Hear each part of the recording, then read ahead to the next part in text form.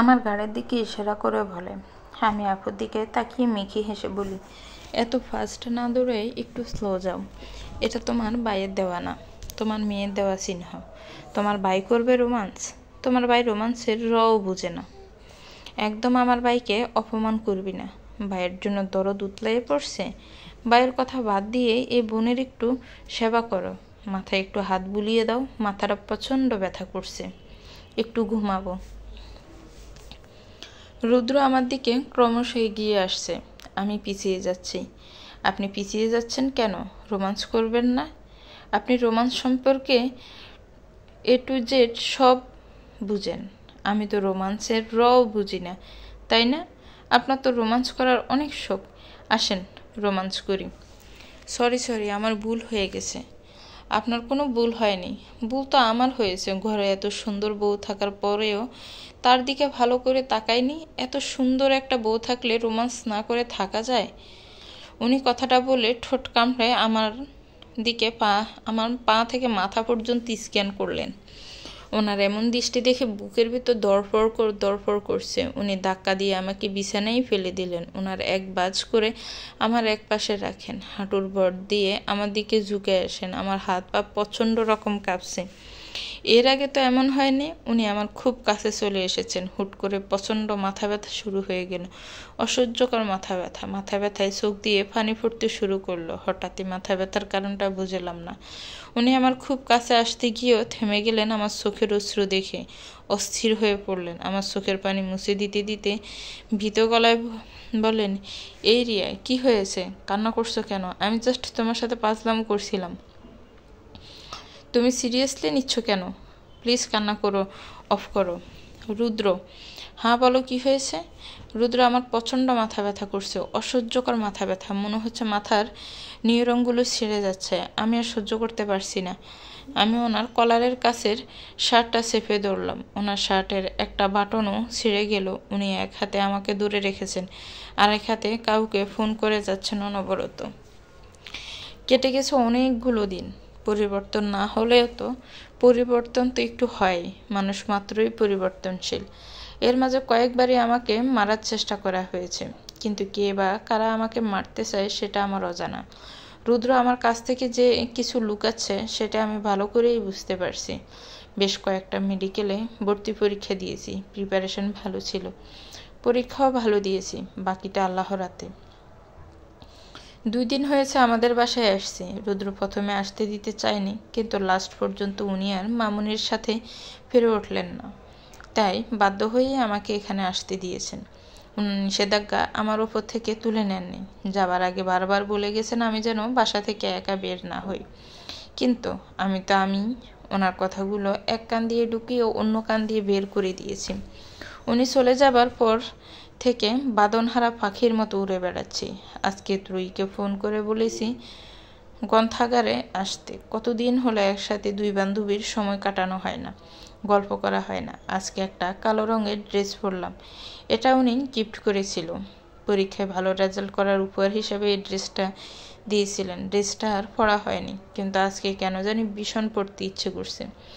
Ready হয়ে আম্মুকে বলে বাসা থেকে বের হয়ে এলাম। গুটি গুটি পায়ে এগিয়ে চলেছি গলি দিয়ে।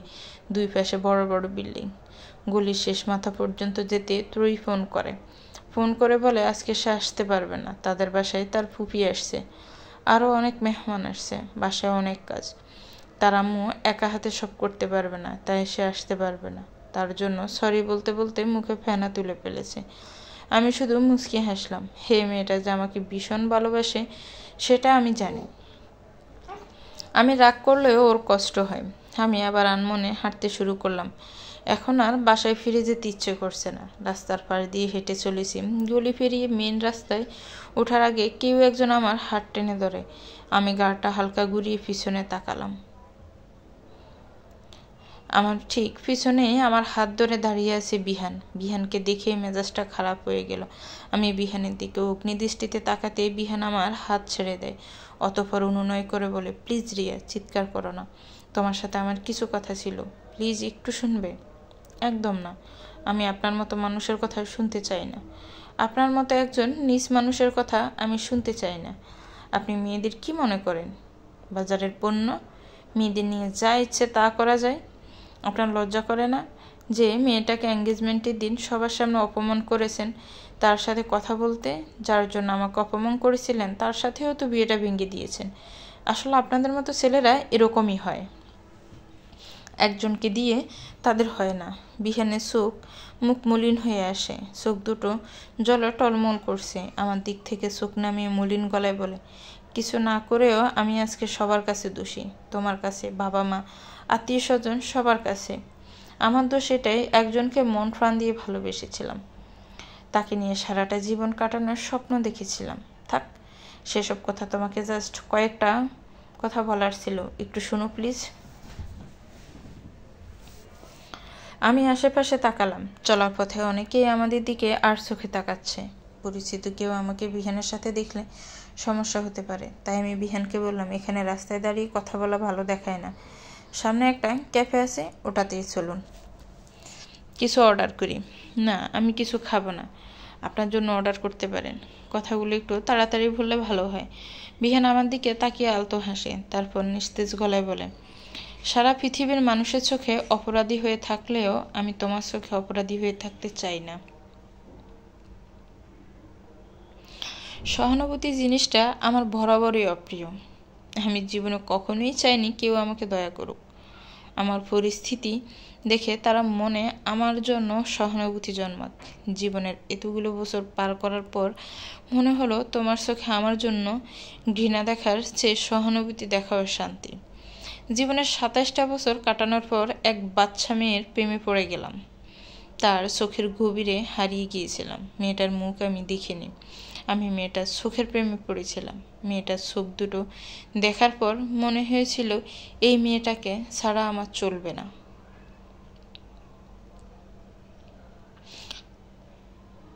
সারা জীবনের জন্য এই মেয়েকে আমার পাশে চাই। নিজ ফ্রেড স্কল করতে করতে হঠাৎই মেয়েটার আইডির উপর আমার দৃষ্টি আটকে গিয়েছিল। মেয়েটার আইডির নাম ছিল অদ্ভুত। আমার এক ফ্রেন্ডকে বলি তার সমস্ত ইনফরমেশন আমাকে এনে দিতে। মেয়েটার সাথে আমার বিয়েও ঠিক হয়েছিল, কিন্তু আমি হাত দিয়ে ওনাকে থামিয়ে দিলাম।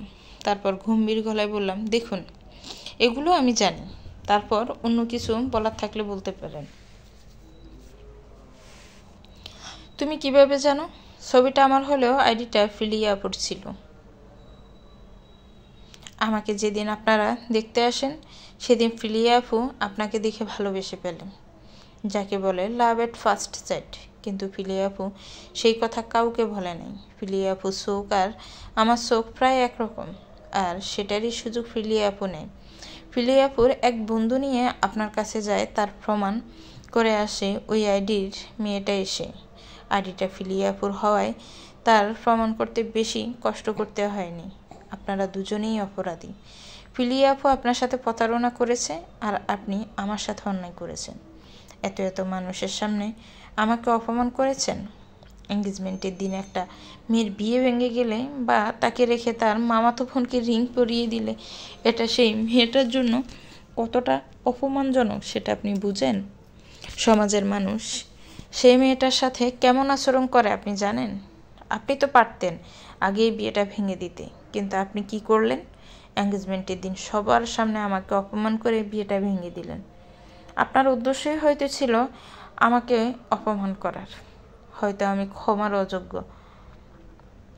তোমার সাথে যে অন্যায়টা করেছি তার জন্য ক্ষমা চাওয়ার মুখ আমার নেই। ফিলিয়া আমাকে এমনভাবে সবটা বলেছিল যে আমি সবটা বিশ্বাস করতে বাধ্য হই। ফিলিয়ার কথায় আমার মনে তোমার জন্য ঘৃণা সৃষ্টি হয়, তোমার কর্মকাণ্ড ভীষণ রাগ হয়, তুমি সত্যিটা ভুলে দিলে। এসব হতো না। প্লিজ এসব কথা বন্ধ করেন। এগুলো আপনিও জানেন, আমিও জানি। এসব কথা শুনতে আর ভালো লাগে না। আমি অতীত নিয়ে ভাবতে চাই না, বর্তমানে যা আছে তা নিয়েই থাকতে চাই। আপনার আর কিছু বলা থাকলে বলুন, না হলে আমি চলে যাচ্ছি। জোর করে কিছু হয় না জানি। এখন তুমি বিবাহিত, তোমার উপর অন্য কারো অধিকার। ডক্টর রুদ্র তোমার হাজব্যান্ড। ডক্টর রুদ্র তোমার ভীষণ খেয়াল রাখে, আমি জানি। তোমার প্রতি কোনো দায়িত্বই সে অবহেলা করে না, তার দায়িত্ব পালনে কোনো ত্রুটি রাখে না। কিন্তু ডক্টর রুদ্র কি তোমাকে ভালোবাসে, নাকি শুধু তোমাকে নিজের দায়িত্বই মনে করে? আমার জানা মতে ওনার একজন প্রাক্তন ছিল। আমি নির্বিঘ্নে সেই স্থান ত্যাগ করলাম। বিহানের আরও কিছু বলতে চেয়েছিল, কিন্তু আমি শোনার প্রয়োজন মনে করলাম না। বিয়ান পিছন থেকে অনেকবার ডেকেছিল। আমি নিঃশব্দে চলে এলাম। সবার মুখে দায়িত্ব দায়িত্ব দায়িত্ব শব্দটা শুনতে শুনতে আমার কান ব্যথা হয়ে গেছে। ক্যাফে থেকে বেরিয়ে একটা চড়ে বসলাম। নিজের বাসায় যাব না, রুদ্রের কাছে যাব। আজকে আমার উত্তর চাই। আমি কি শুধুই ওনার কাছে দায়িত্ব? বাসায় এসে কলিং বেল বাজাতে মামনি দরজা খুলে দিল। মামনিকে দেখেই জড়িয়ে ধরলাম। মামনির সাথে কৌশল বিনিময় করলাম। মামনির কাছ থেকে জানতে পারলাম রুদ্র আজকে হসপিটালে যাননি। পা বাড়ালাম রুমের উদ্দেশ্যে। রুমে যাওয়ার আগে স্টাডি রুমের সামনে যেতে আমার পা দুটো থেমে যায়। স্টাডি রুম থেকে হাসাহাসির শব্দ আসছে। আমি গাড় ঘুরিয়ে স্টাডি রুমের দিকে তাকালাম। স্টাডি রুমের দরজা খোলা থাকায় আমার দেখতে অসুবিধা হলো না। স্টাডি রুমে কারা আছে? স্টাডি রুমে রুদ্র আর ইলান ভাইয়া বসে আছে। দুজনের মাঝে হাসি প্রতিযোগিতা চলছে। স্টাডি রুমে যেতে গিয়েও আমি থেমে গেলাম। ইলান ভাইয়া হাসি থামিয়ে বলে, রিয়া পারেও বটে, এসব দুষ্টুমি বুদ্ধি শুধু ওর মাথায় আসে। এই মেয়েটা সবাইকে হাসি খুশি রাখতে চায়। দেখ, তোকে কেমন চেঞ্জ করে দিল। আচ্ছা, তুই কি রিয়াকে ভালোবাসিস? ইলান ভাইয়ার কথা শুনে বুঝতে পারলাম তাদের হাসাহাসি বা আলোচনার মূল বিষয়বস্তু আমাকেই ঘিরে। আমি অপেক্ষা করছি রুদ্রের উত্তর শোনার জন্য। উনি আমাকে ভালোবাসেন নাকি? রিয়া নিতান্তই ছোট। এই বয়সটা ছেলে মেয়েদের আবেগের বয়স। এই বয়সে ছেলে মেয়েদের আজকে একজনকে ভালো লাগে তো কালকে আরেকজনকে।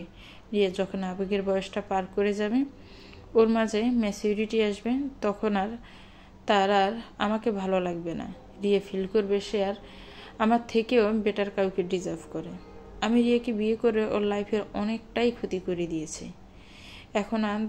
এখন আমার দায়িত্ব ওর লাইফটা গুছিয়ে দেওয়া। আমি রিয়াকে ভালোবাসি না, ও শুধুই আমার দায়িত্ব।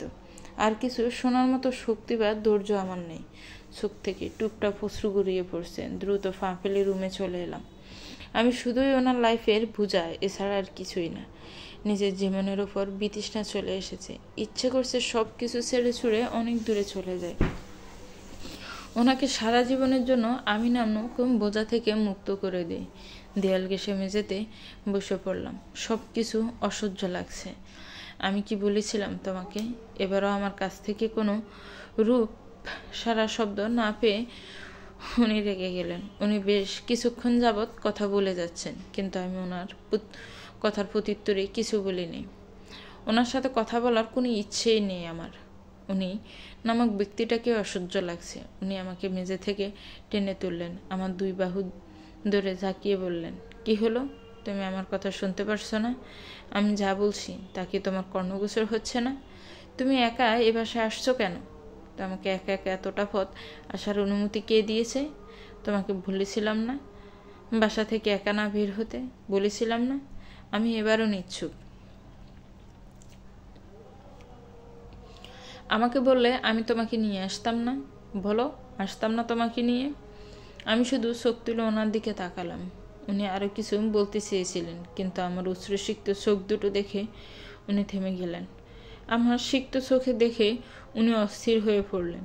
আমার হাত ছেড়ে উনি আমার দুই গালে হাত রাখেন। What happen Riya? তুমি কাঁদছো কেন? আমি তোমাকে কি বকা দিয়েছি? বলো দিয়েছি বকা, তাহলে কাঁদছো কেন? আমি মলিন কণ্ঠে বললাম, আমি কি শুধুই আপনার দায়িত্ব? উনি হয়তো আমার প্রশ্নটা শুনে থমকে গেছেন। কয়েক সেকেন্ড আমার দিকে স্থির দৃষ্টিতে তাকিয়ে রইলেন। অতঃপর থেমে থেমে বললেন, হঠাৎ এই প্রশ্ন? কিছু কি হয়েছে? উনি সেদিন খুব সূক্ষ্মভাবে আমার প্রশ্নটা এড়িয়ে গিয়েছিলেন। তারপর থেকে ওনাকে কোনোদিনই এই প্রশ্নটা করিনি, কিন্তু ওনার সাথে কথা বলা কমিয়ে দিয়েছি। যে আমার হবে না তার প্রতি মায়া বাড়িয়ে তো লাভ নেই। প্রয়োজনের বাইরে একটা কথাও ওনার সাথে বলি না। এতে ওনারও কোনো হেলদুল নেই। আমি যে ওনার সাথে কথা বলি না, এতে হয়তো ওনার কিছুই যায় আসে না, বা উনি লক্ষ্যই করেননি বিষয়টা। উনি আগের মতো আমাকে বাসায় আটকে রাখেন না। আমাকে আমার নিজের মতো ছেড়ে দিয়েছেন। উনি ওনার মতো থাকেন আর আমি আমার মতো। আমার যখন ইচ্ছে তখন বাসা থেকে বের হয়ে যায়। রুদ্র এখন আর এসবের খোঁজ খবর রাখেন না। মেডিকেলে চান্স হয়েছে। যেদিন খবরটা জানতে পারি সেদিন আমার অনুভূতি কেমন হয়েছিল বলে বোঝানো সম্ভব না। আনন্দ আমি কথা বলার বাসা হারিয়ে ফেলেছিলাম। কেঁদেছিলাম সেদিন, খুব কেঁদেছিলাম। আব্বুকে জড়িয়ে ধরে। আব্বু চোখের কোনো অশ্রুকণা ভিড় জমিয়েছিল, তবে সেটা দুঃখের নয়, আনন্দের। গাড়ি থেকে নামতে শত শত ছাত্রের সমাবেশ দেখতে পেলাম। কেউ গেট দিয়ে ঢুকছে, আবার কেউ বের হচ্ছে। সবার গায়ে সাদা অ্যাপ্রন, আমার গায়েও আছে। আরেকবার কলেজটায় চোখ বুলিয়ে নিলাম, গাড় ঘুরিয়ে পিছনে তাকালাম। এক পলক রুদ্রের দিকে তাকালাম। রুদ্রের সাথেই আমি এসেছি। রুদ্র এই মেডিকেলের ডক্টর। রুদ্রের মুখে অমায়িক হাসি, রুদ্রের গায়েও সাদা অ্যাপ্রন। কোথা থেকে ত্রয়ী এসে আমার হাত ধরে গেট দিয়ে প্রবেশ করে। তো এই চোখে মুখে উচ্ছ্বাস। আমাদের খুশিটা তো তখনই দ্বিগুণ হয়ে গিয়েছিল যখন জানতে পেরেছিলাম আমরা দুজন একই মেডিকেলে চান্স পেয়েছি। আমরা দুজন বরাবরের মতো একসাথে থাকতে পারবো। আজকের দিনটা বেশ ভালোই কেটেছে। এত অপরিচিত মুখের মাঝে একটা অর্ধ পরিচিত মুখ দেখতে পেয়েছিলাম। দীর্ঘ সময় পার করার পর ইফাদের সাথে দেখা। উনি এখন আমার টিচার। ওনাকে প্রথম দেখে যেমন আমি চমকে গিয়েছিলাম, ঠিক তেমনি উনিও চমকে গিয়েছিলেন। চমকাচমকির পালা শেষ হতে আমরা দুজনেই হেসে ফেলি। ইফাত স্যার হেসে বলেছিলেন, আপনার সাথে আবারও দেখা হয়ে গেল। তখন আমাদের পরিচয়টা এরকম ছিল, এখন আরেক রকম। তখন আমাদের পরিচয়টা ছিল এই ব্যস্ত শহরে ব্যস্ত রাস্তায় হঠাৎই দেখা হয়ে যায় দুই মানবে। এখন আমাদের সম্পর্কটা টিচার স্টুডেন্ট। পড়ার টেবিলে বসে বই নড়াচড়া করছি। নতুন বইয়ের গন্ধ আমার বরাবরই ভালো লাগে, সেটা পাঠ্য বই হোক বা গল্পের বই। তবে আগের মতো বই হাতে পাওয়ার আনন্দটা আর হয় না। সবাই মিলে একসাথে বই আনার অনুভূতিটা অন্যরকম। দরজায় খট করে আওয়াজ হতে গাড় ঘুরিয়ে পিছনে তাকালাম। উনি অলস ভঙ্গিতে দরজাটা বন্ধ করে এসে বিছানায় শুয়ে পড়লেন। উনি বাসায় এসেছেন মিনিট 20 হয়েছে। এসে শাওয়ার নিয়েছে, ডিনার করেছেন। ওনাকে এই রাতের বেলায় শাওয়ার নিতে দেখলে আমারই শীত শীত লাগে। ওনার মতে ফ্রেশ হলে সমস্ত ক্লান্তি দূর হয়ে যায়। একদিকে সবার সাথে বেশ ভাব হয়ে গেছে। আচমকা ওনার কথা শুনে একটু ভয় পেয়ে গিয়েছিলাম। নিজেকে সামলে নিয়ে বললাম, সবাই অনেক ভালো, প্রত্যেকটা স্যারই অনেক ফ্রেন্ডলি। ইফাত স্যার একটু বেশিই ভালো। আমাদের দুজনের মাঝে অনেক মিল আছে। উনিও যেমন, আমিও তেমন। উনি আমার দিকে তীক্ষ্ণ দৃষ্টি নিক্ষেপ করে বলেন, একদিনের মাঝেই বুঝে গেলে ডক্টর ইফাত অনেক ভালো? ওখানে পড়াশোনা করতে গিয়েছিলে নাকি ডক্টর ইফাত আর তোমার মাঝে মিল খুঁজতে গিয়েছিলে? একদিনে বুঝবো কেন? ওনার সাথে আমার আরও 2বার দেখা হয়েছিল, মনে আছে? ওই দিন আমার অ্যাক্সিডেন্ট হতে যাচ্ছিল। ওই দিন তো উনিই আমাকে বাঁচিয়েছিলেন। ভালো বা খারাপ বোঝার জন্য একদিনই যথেষ্ট। আর আমি মানুষের মুখ দেখে বুঝতে পারি কে ভালো আর কে খারাপ। উনি ঠাট্টার স্বরে বলেন, আসছেন জ্যোতিষী, মুখ দেখে মনের কথা বলে দিতে পারে। নিজের মন কি চায় সেটাই বুঝতে পারে না, আবার অন্যেরটা। আমি রেগে বললাম, দেখুন, একদম মজা করবেন না। উনি সিরিয়াস ভঙ্গিতে বলেন, তুমি বললে ডক্টর ইফাদের সাথে তোমার 2বার দেখা হয়েছে। ওই ঘটনার দিন একবার, আরেকদিন কবে দেখা হয়েছিল? ওনার প্রশ্ন শুনে আমি দমে গেলাম। রাগী দৃষ্টি শীতল হয়ে এলো। পরে গেলাম অথৈ সাগরে। ওনাকে যদি কলেজের ঘটনা বলি তাহলে উনি রাস্তা থেকে ইট তুলে এনে আমার মাথায় পাঠিয়ে দিবেন। উনি ওই দিন ওনাকে না বলে একা একা কলেজ যাওয়ার জন্য উনি আমার উপর রেগেছিলেন। এখন যদি বলি ওই দিন কলেজে আমাকে একটা ছেলে হ্যারাস করছিল, ইফাত স্যার আমাকে ওই ছেলেটার কাছ থেকে বাঁচিয়েছিলেন, তাহলে উনি আর আমাকে আস্ত রাখবেন না। আমি আমতা আমতা করে বললাম, ওই তো একদিন কোচিংয়ে দেখা হয়েছিল। ওনার হয়তো আমার উত্তরটা বিশ্বাস হয়নি, তাই উনি ধীর গলায় বললেন, তুমি সত্য বলছো তো? এখানে অন্য কোনো কাহিনী নেই তো? আমি তাড়াহুড়ো করে বলে উঠলাম, আমি একদম সত্যি বলছি, আর কোনো কাহিনী নেই। উনি আমার দিকে দৃষ্টি নিক্ষেপ করে চোখ বন্ধ করে ফেললেন। ওনার মুখ দেখে মনে হচ্ছে না উনি আমার কথা বিশ্বাস করেছেন। আপাতত এই টপিক অফ করেছেন, এটাই অনেক। রুদ্র ডাইভ করছে আর আমি রুদ্রের পাশে বসে আছি। রুদ্রকে দেখে অনেকটা চিন্তিত মনে হচ্ছে, মনোযোগ দিয়ে ডাইভ করছেন না, কেমন জানি অন্য মানুষকে। জিজ্ঞেস করেও লাভ নেই, কারণ উনি বলবেন না। আমি রুদ্রের চিন্তায় বাদ দিয়ে বাইরে তাকালাম। একটু ফুলের দোকানের সামনে বাইয়াকে একটা মেয়ের সাথে দাঁড়িয়ে থাকতে দেখে আমি অবাক হলাম। মনে ঘুরপাক খাচ্ছে অনেক প্রশ্নই। বাইয়ার তো এ সময় অফিসে থাকার কথা, তাহলে এখানে কি করছে? বাইয়া মেয়েটার সাথে এখানে দাঁড়িয়ে আছে কেন? মেয়েটাকে আমি তাড়াহুড়ো করে বলে উঠলাম, গাড়ি দাঁড় করান। আচমকা আমার বলা কথায় রুদ্র থতমত খেলেন। দ্রুত দক্ষ হাতে গাড়ি দাঁড় করালেন। তারপর আমার দিকে তাকিয়ে গম্ভীর গলায় বলেন, এভাবে হুট করে কেউ চিৎকার করে গাড়ি দাঁড় করাতে বলে? এখনই তো অ্যাক্সিডেন্ট হয়ে যেত। কবে একটু ঠিক হবা? ওনার কথা শুনে চট করে মাথাটা গরম হয়ে গেল। উনি সবসময় নিজের দোষ আমার উপর চাপিয়ে দিবেন, আর আমিও বাধ্য মেয়ের মতো মেনে নিব। তা তো হবে না। আমি ওনার দিকে চোখ রাঙিয়ে বলে, আপনার স্বভাবে নিজের দোষ অন্যের ঘাড়ে চাপিয়ে দেওয়া। অ্যাক্সিডেন্ট এমনিতেই হতো, আপনি অমনোযোগী হয়ে গাড়ি চালাচ্ছিলেন, আর আমি চিৎকার করে গাড়ি দাঁড় করাতে বলিনি। আপনি অন্যমনস্ক ছিলেন, তাই মনে হয়েছে আমি চিৎকার করে বলেছি। উনি আরও কিছু বলতে চেয়েছিলেন, কিন্তু তার আগে আমি গাড়ি থেকে নেমে পড়লাম। ওই দোকানটার সামনে গিয়ে আর ভাইয়াকে ধরতে পারলাম না। ততক্ষণে ভাইয়া মেয়েটাকে নিয়ে গাড়িতে উঠে চলে গেছে। আমি হতাশ হয়ে ফিরে এলাম। ক্লাস শেষে গাড়িতে এসে বসলাম। আজকে ওনার হাফ ডিউটি থাকায় আমার সাথে যাবেন। আমি গাড়িতে বসা মাত্র উনি আমাকে উদ্দেশ্য করে প্রশ্ন ছুড়ে দেন, ডাক্তার রিফাতের সাথে এত হাসাহাসি কিসের? হ্যাঁ, তোমার বরের কি টাকার অভাব পড়ছে যে বাইরের লোকের কাছ থেকে তোমাকে খেতে হবে? ওনাকে তো আমিও ছিলাম। তাহলে তুমি ডাক্তার রিফাতের সাথে কেন লাঞ্চ করলে? আমি কাট গলায় বললাম, আপনাকে উত্তর দিতে আমি বাধ্য নই। উনি আমার প্রশ্ন অতিরিক্ত মাত্রায় রেগে গেলেন। রেগে গিয়েও উনি হিতে জ্ঞান শূন্য হয়ে পড়লেন।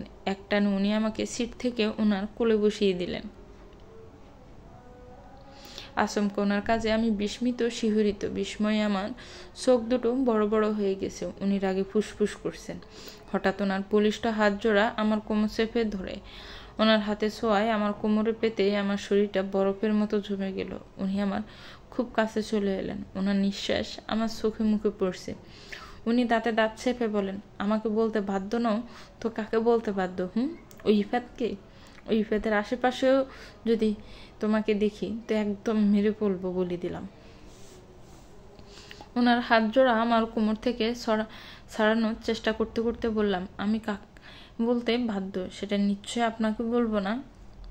আমি কার সাথে কথা বলবো, কার সাথে মিশবো, সেটা একান্তই আমার ব্যক্তিগত ব্যাপার।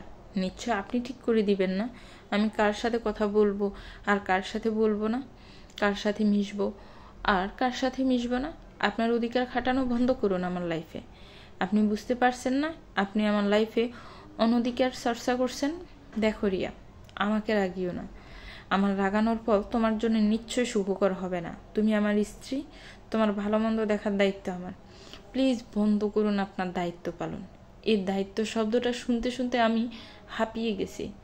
দায়িত্ব শব্দের ভেড়া জালে পড়ে আমার লাইফটা হিল হয়ে গেছে।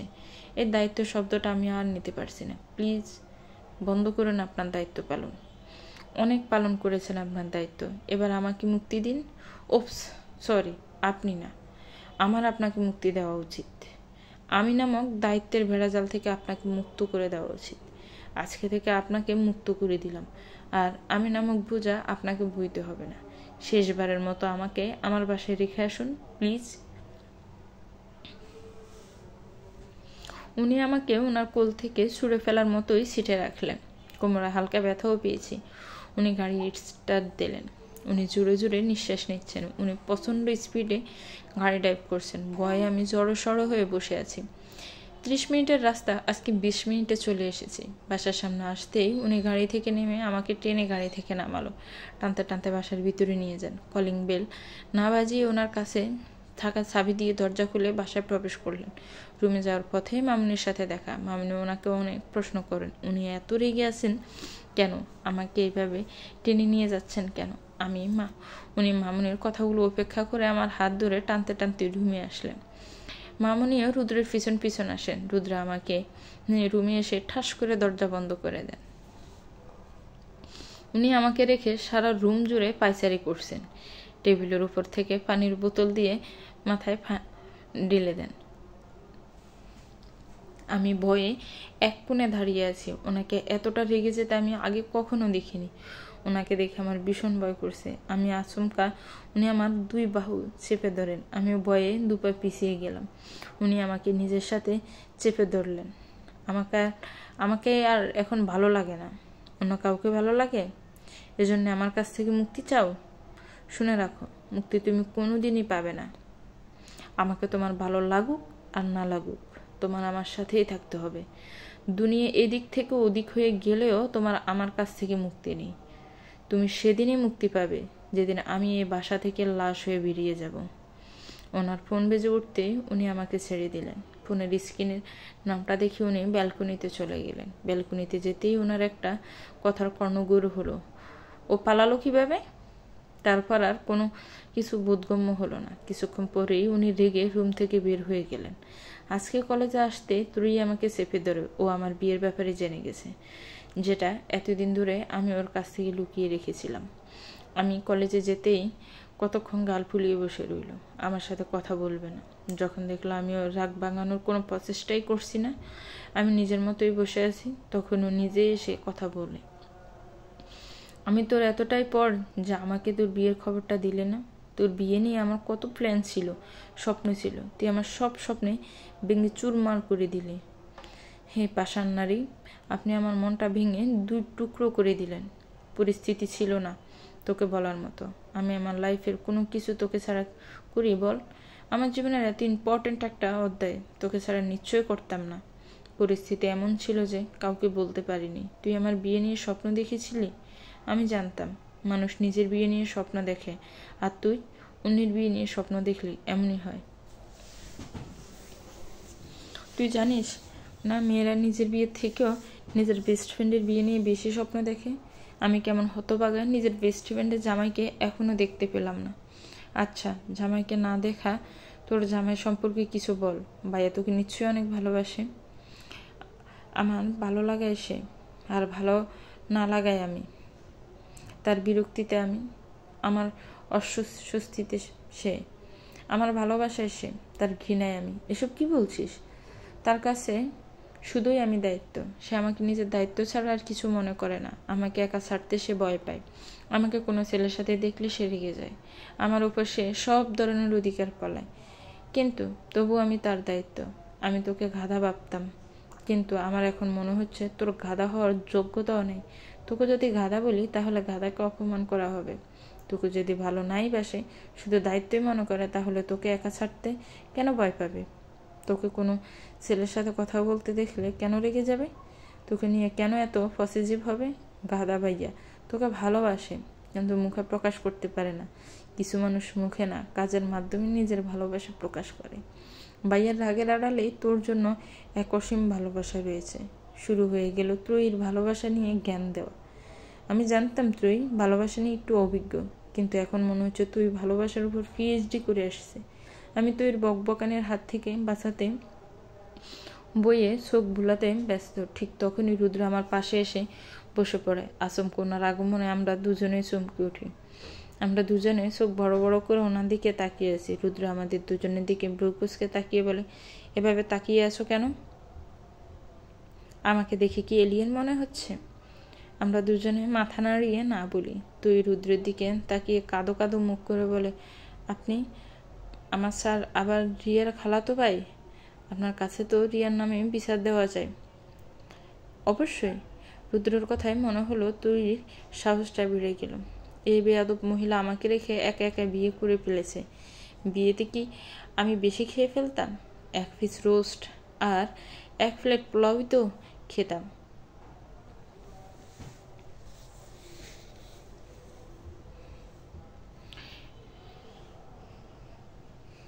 বলুন, এটা কি ঠিক করেছে আমার সাথে? বিয়েতে দাওয়াত তো দিলই না, তার উপর বিয়ে এতদিন হয়ে গেল আমাকে একটা বারের জন্য জানালোও না বিয়ের কথা। আমাকে অন্য কারো কাছ থেকে জানতে হয় ওর বিয়ের কথা।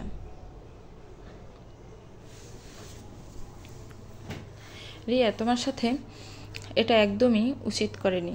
রিয়ার উচিত তোমাকে ডাবল ট্রিট দেওয়া। আগে জানতাম সবসময় বিপরীতধর্মী দুইটা মানুষের বিয়ে হয়, কিন্তু রিয়ার বেলায় সেই নিয়ম পাল্টে গেল। রিয়া তো কিপটা, রিয়ার জামাই আরও বেশি কিপটা, বজ্জাত লোক একটা। এতদিন হয়েছে বিয়ে করছে, কিন্তু নিজের শালীদের খোঁজ খবর নেবে না। রুদ্র তো ওই দিকে চোখ বড় বড় করে তাকিয়েছে। রুদ্রের রিয়াকশন দেখে আমার ভীষণ হাসি পাচ্ছে। আমি মাথা নিচু করে বসে আছি। তুইর মার কাছে মামা বাড়ির বিচার দিচ্ছে। তুই যখন জানতে পারবে যার কাছে আমার হাজব্যান্ডের নামে বিচার দিচ্ছে সেই হাজব্যান্ড, তখন তুই রিয়াকশন কেমন হবে? ছেড়ে দে মা, কেঁদে বাঁচি। রুদ্র 2-3 বার কেসে গলাটা একটু পরিষ্কার করে বলে, যার নামে এত মহান মহান বাণী বলছো তাকে তোমার দেখতে ইচ্ছে করছে না? কে বলছে দেখতে ইচ্ছা করছে না? অবশ্যই দেখতে চাই। ঠিকানা জানলে এখনই গিয়ে দেখা করে আসতাম। পাতালে থাকলে পাতালেই গিয়ে দেখা করে আসতাম, তাই নাকি? তোমাকে কষ্ট করে পাতালে গিয়ে দেখা করতে হবে না। যাকে দেখার এত ইচ্ছে সে তোমার সামনেই বসে আছে। মানে আমি রিয়ার হাজবেন্ড, ডক্টর আরাফাত আইমান রুদ্র। কথাটা শোনা মাত্রই ত্রয়ী লাফিয়ে ওঠে। আসম কেমন ভয়ানক কথাবার্তা তৈরির হজম হচ্ছে না। পুরো ব্যাপারটা তৈরির বোধগম্য হতে সেকেন্ড বিশেক লাগলো। ব্যাপারটা বোঝা মাত্রই তুই আমতা আমতা করে বলে ওঠে, স্যার বাসায় আমার অনেক কাজ, আজকে মেহমান আসবে তো আমি একা একা সব করতে পারবে না, আমি আসি স্যার। তৈরির কথাটা আমার কর্ণগোচর হওয়া মাত্রই আমি তৈরির দিকে চোখ বড় বড় করে তাকাই। যে মেয়ে নাকি জীবনে এক গ্লাস পানি ঢেলে খায় না, সে নাকি তার মাকে সাহায্য করবে, সাহায্যের নামে সব গোছানো জিনিস এলোমেলো করে দিবে। বেশ বুঝতে পারছি তুই রুদ্রের কাছ থেকে পালানোর জন্য মিথ্যা বলছে। তৈরির কথাগুলো বলে নিজের ব্যাগটা নিয়ে কোনো রকম দৌড়ে পালালো, যেন এখান থেকে গেলেই সে বাঁচে। যাওয়ার আগে অবশ্য আমাকে চোখ রাঙিয়ে যেতে ভুল করেনি। এর মানে সে আমাকে পড়ে দেখে নেবে। বাসায় এসেছি মিনিট 20 হয়েছে। রুদ্রর আমার সাথে আসার কথা ছিল না, কিন্তু আঙ্কেলের জরুরি তলবে হসপিটাল থেকে ছুটি নিয়ে বাসায় আসতে হয়েছে। ওনার দাদু অনেক অসুস্থ হয়ে পড়েছে, আর উনি আমাকে দেখতে চেয়েছেন। আঙ্কেলরা 2 ভাই বোন। আঙ্কেল শহরে থাকে আর আঙ্কেলের বোন গ্রামে। আর আঙ্কেলের মা ওনার বোনের কাছে থাকে। ওনার নাকি শহরের ইট পাথরের দেওয়ালে বন্দি থাকতে থাকতে ভালো লাগে না। উনি যতদিন বেঁচে আছেন ততদিন মুক্ত পাখির মতো বাঁচতে চান, গ্রামের নির্মল হাওয়ায় বাঁচতে চান। এখন সময় মিলে দল বেঁধে গ্রামে যেতে হবে। মামনি ব্যাগ ট্যাগ গোছানো শুরু করে দিয়েছে। আমার মাঝে ব্যাগ গোছানোর কোনো তাড়া নেই। এই না যে আমার যাওয়ার ইচ্ছে নেই, আমার এসব ব্যাগ ট্যাগ গোছানো অসহ্য লাগে। ব্যাগ গোছানোর কাজটা তো আমি ওনাকে দিয়ে করাবো। আমি অলস ভঙ্গিতে বিছানার উপর বসে আছি। উনি শাওয়ার নিতে ওয়াশরুমে গেছেন।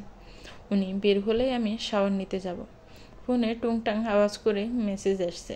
মেসেজগুলোই ত্রয়ী পাঠাচ্ছে।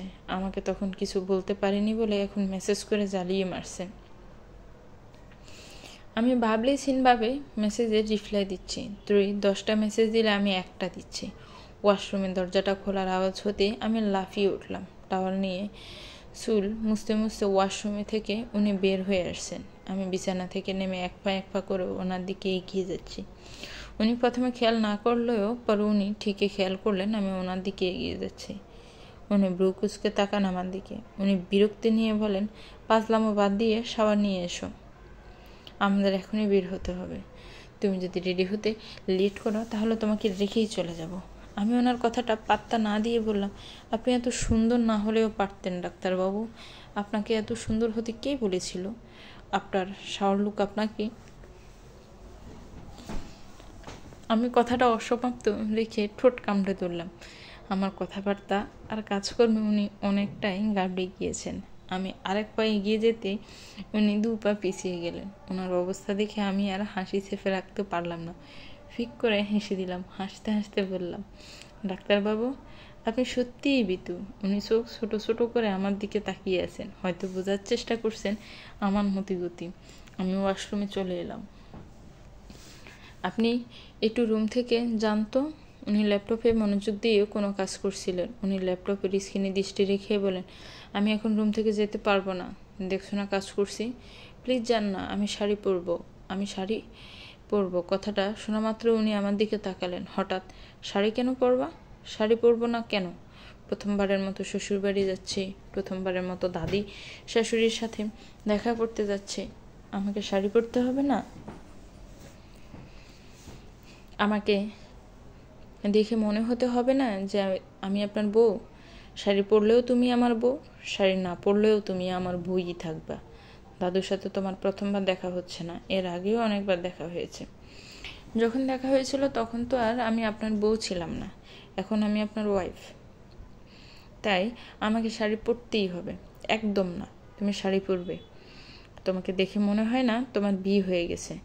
গ্রাউন বা অন্য কোনো ড্রেস পরলে তোমাকে দেখে 8-9-এর বাচ্চা মনে হয়। শাড়ি পরলে তোমাকে বড় বড় লাগে। পরে দেখা যাবে গ্রামের মহিলারা তোমার জন্য ফটাফট বিয়ের প্রস্তাব নিয়ে আসছে। আমি তোমাকে নিয়ে একদম রিস্ক নিতে পারবো না। অ্যাট লাস্ট আমার ওনার পছন্দ করা জামা পরে আসতে হয়েছে। উনি আমাকে শাড়ি পরে আসতে দেননি। আমিও ওনাকে শর্তে দিয়েছিলাম, উনি যদি ব্যাগ গুছিয়ে দেন তাহলে আমি শাড়ি পরে আসবো না। উনি আমার শর্ত শোনা মাত্রই রাজি হয়ে গেলেন। আমরা সবাই এখন বাসে বসে আছি। উনি আর আঙ্কেল গাড়ি করে যেতে চাইলে আমি আর মামুনি জেদ ধরে বাসে করে যাব। অগত্যা ওনাদের আমাদের সাথে বাসে করেই যেতে হচ্ছে। আমি জানালা দিয়ে বাইরের পরিবেশ দেখতে ব্যস্ত, আর উনি ল্যাপটপ কাজ করতে ব্যস্ত।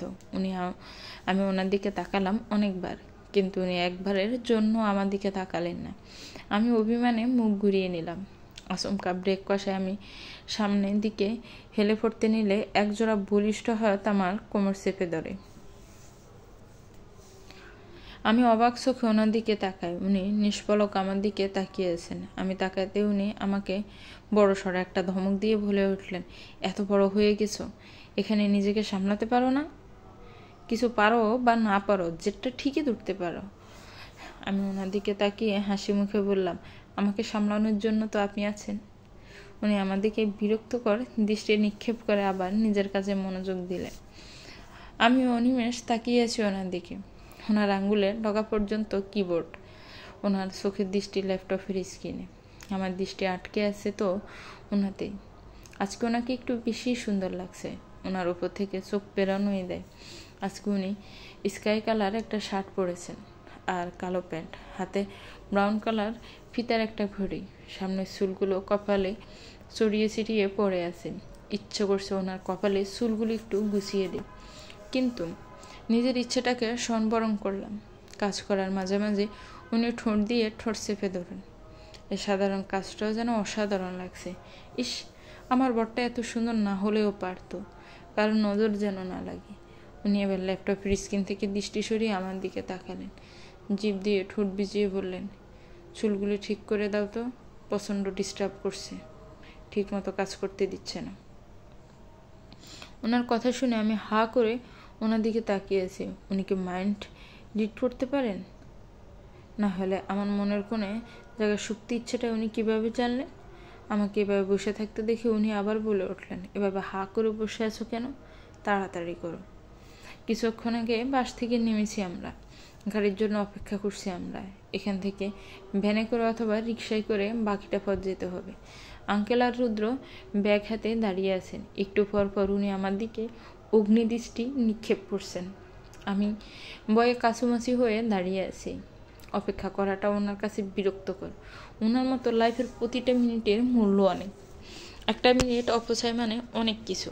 উনি যা আমার উপর ক্ষেপে আছেন সেটা ওনার মুখ দেখেই বোঝা যাচ্ছে। গাড়ি ছাড়া বাসে করে আসার আইডিয়াটা আমারই ছিল। পরে মামুনি আমার সাথে তাল মিলিয়েছে। আমাকে হয়তো ধমক দিয়ে চুপ করিয়ে দিতেন, প্ল্যান ক্যান্সেল করে দিতেন, কিন্তু মামুনির বেলায় তো সেটা সম্ভব না। তাই বাধ্য হয়েই এসেছেন। মামুনিকে তো আর কিছু বলতে পারবেন না, তাই সবটা রাগ আমার উপরেই দেখাবেন। আঙ্কেল রুদ্রের হাতে ব্যাগটা দিয়ে এগিয়ে গেলেন রিক্সার খোঁজ করার জন্য। অল্প কিছুক্ষণের মাঝে কাঙ্ক্ষিত জিনিস নিয়ে ফিরে আসলেন আঙ্কেল। বেশ কিছুক্ষণ হয়েছে রুদ্রর দাদুর বাড়ি এসেছি। বিশাল এক বাড়ি। ওনার দাদা শখ করে এই বাড়িটা তৈরি করেছিলেন। সবাই মিলে একসাথে এই বাসায় থাকবে। সবারই নিজের নিজের জীবনের জন্য সেটা সম্ভব হয়ে ওঠেনি। আসার পর থেকে আমাকে গ্রামের মহিলারা ঘিরে বসে আছে। এক একজন এক এক রকম প্রশ্ন করছে। অস্বস্তি আমারে আষ্টে ফিষ্টে জড়িয়ে ধরছে। হু হা ছাড়া উত্তর দিচ্ছি না। এ বাসায় আমি রুদ্র দাদু আর ওনার পুপিকে ছাড়া আর কাউকে চিনি না। কিছুক্ষণ পরে মামনি ধরে ধরে রুদ্রের দাদুকে নিয়ে আসে। বয়সের বাড়ে নুয়ে পড়েছেন। গায়ের সেই উজ্জ্বল রং হারিয়ে গেছে। আগের মতো সেই শক্তপোক্ত চেহারা আর নেই। লাঠি দিয়ে হাঁটতে হয়। আমি ওনার দিকে এগিয়ে আসতে নিলে উনি আমাকে হাত দিয়ে থামিয়ে দেন। আমাকে চোখের ইশারায় বসতে বলেন। আমিও ভদ্রমেয়ের মতো বসে পড়লাম। ওনাকে আমার সামনের একটা চেয়ারে বসে পড়লেন। আমার চিবুক ধরে বলেন, মাশাআল্লাহ, রুদ্র বউ না যেন একটা পরী। আমার তো তোমাকে ছোটবেলা থেকেই পছন্দ ছিল। খুব করে চাইতাম তুই যেন রুদ্রর বউ হোক। আল্লাহ আমার মনের ইচ্ছাটা পূরণ করেছে। আমি লজ্জায় মাথা নুইয়ে ফেললাম। তখনই সদর দরজা দিয়ে প্রবেশ করে রুদ্রকে দেখে দাদু বলে ওঠে, সাদের লাহান সুন্দর বউ পাইছো বলেই তো এই বুড়ির কথা ভুলে গেছে। একবারের জন্য এই বুড়ি দাদির কথা মনে পড়ে না। তুই না বলতি আমি তোর প্রথম বউ, দ্বিতীয় বউকে পেয়ে প্রথম বউকে ভুলে গেলি? রুদ্র কিছু না বলে চুলে হাত চালিয়ে মুচকি হাসে। এতক্ষণে আমি হাঁপ ছেড়ে বসলাম, দম বন্ধ হয়ে আসছিল। এত মানুষের ভিড়ে আমি একা কখনোই থাকিনি। আমাদের জন্য বরাদ্দকৃত রুমে এসে আমি স্ক্যাফ খুলতে ব্যস্ত হয়ে পড়ি। হঠাৎ করে পিছনের দিকের একটা ফিন আটকে গেল। কোনোভাবেই ফিনটা ছাড়াতে পারছি না। হুট করে কোথা থেকে রুদ্র চলে এলো। উনি খুব সুন্দর করে ফিনটা ছাড়িয়ে দিলেন। উনি গম্ভীর গলায় বললেন, আত্মনির্ভরশীল হতে শিখো, নিজের সমস্যার সমাধান নিজেরই করার চেষ্টা করো। তোমাকে আগলে রাখার জন্য সারা জীবন তোমার পাশে কেউ থাকবে না। আমি কিছু না বলে টান দিয়ে ওনার হাত থেকে ফিনটা নিয়ে নিলাম। অতঃপর মূল বেঞ্চি দিয়ে চলে আসলাম। রাতের আকাশে মিটিমিটি তারা জ্বলছে। আমি আর রুদ্র ছাদে দাঁড়িয়ে আছি, দুজনেই চুপচাপ। উনি হঠাৎই প্রশ্ন করেন, মন খারাপ? তোমাকে কয়েকটা প্রশ্ন করি। জি বলুন। তোমার মনে হয় না আমার সাথে বিয়ে হয়ে তোমার লাইফটা নষ্ট হয়ে গেছে? সেটা মনে হবার তো কোনো কারণ নেই। আপনি একজন খুব ভালো হাজবেন্ড। আপনার দায়িত্ব পালনও কোনো রূপ ত্রুটি আপনি রাখেন না। আমার যখন যা চাই মুখ ফুটে বলার আগে আপনি নিয়ে আসেন। আপনি আমার কোনো অভাব রাখেননি, হয়তো আমাকে ভালোবাসেন না। আমি এই যুগের মেয়ে হলেও একটা কথা খুব বিশ্বাস করি, জীবনে বিয়ে একবারই হয়। কিন্তু আপনি তো আমার সাথে ভালো নেই। আমার সাথে আপনি দম বন্ধকর পরিস্থিতিতে আছেন, তাই হয়তো আপনাকে মুক্তি দিয়ে দিব। তবে ভাববেন না রিয়ের মুখে এক মনে আরেক, বাকি জীবনটা আমি একাই কাটিয়ে দিব। এই মেয়ে, তোমাকে এত কথা বলতে কে বলেছে? তোমাকে বলেছি না তোমার মুক্তি নেই। আমাকে ভালো লাগুক আর না লাগুক, তোমাকে আমার সাথেই থাকতে হবে। আমি তো প্রশ্নগুলো এমনি করছি। তোমার উত্তর যদি হতো আমার সাথে বিয়ে হয়ে তোমার জীবন নষ্ট হয়ে গেছে, তবুও আমি তোমাকে ছাড়তাম না। উনি একটা দীর্ঘশ্বাস ছেড়ে বললেন, তুমি আমার সম্পর্কে কিছুই জানো না। আজকে তোমাকে সব বলবো। এই কথাগুলো আমি কারো কাছেই শেয়ার করি না। আমার একটা অতীত। ওনার কথার মাঝে মামুনি ডেকে উঠল। আমি ওনার দিকে এক পলক তাকিয়ে বললাম, আমি আপনার কথা পরে শুনবো। মামুনি ডাকছে, আসি। এবারের পিছনে একটা বিশাল পুকুর রয়েছে। আমি হাঁটতেই সেই পুকুর পাড়ে চলে এলাম। সময়টা এখন দুপুর, সবাই ঘুমাচ্ছে। এই দুপুরবেলা ঘুমানোর অভ্যাসটা আমার একদমই নেই। আনমনে পুকুরের ফাড়ি দিয়ে হাঁটছিলাম। আচমকা একটা গর্তে পা পড়ে গেল। টাল সামলাতে না পেরে আমি পুকুরে পড়ে গেলাম। সাঁতার না জানার কারণে এখান থেকে ওঠা আমার পক্ষে অসম্ভব। আস্তে আস্তে তলিয়ে যাচ্ছি পানির নিচে। দম বন্ধ হয়ে আসছে। এই বুঝি নিঃশ্বাসটাও আমার সাথে বেইমানি করে চলে গেল। বাঁচার আশা আস্তে আস্তে ক্ষীণ হয়ে আসছে। তো ভিউয়ার্স, গল্পের এই পর্বটা কেমন হয়েছে একটু কমেন্ট করে জানাবেন। গল্পটাকে নিয়ে একটা গঠনমূলক কমেন্টস করলে খুবই খুশি হব। গল্পটার পরবর্তী পার্ট খুব শীঘ্রই দেওয়া হবে। গল্পটা একদিন পরে দেওয়ার জন্য আমি আন্তরিকভাবেই দুঃখিত। চেষ্টা করব নিয়মিত পর্ব দেওয়ার জন্য। ভালো থাকবেন, সুস্থ থাকবেন, আমার চ্যানেলের সাথেই থাকবেন। আল্লাহ হাফিজ। আসসালামু আলাইকুম।